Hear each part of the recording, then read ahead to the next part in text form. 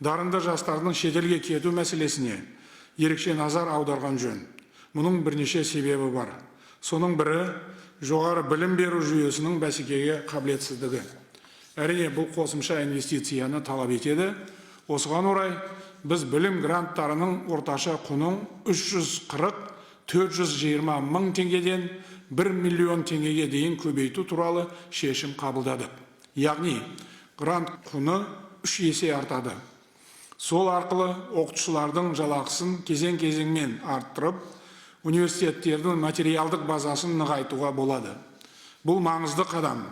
Өйткені грант құны 2011 жылдан бері өскен жоқ.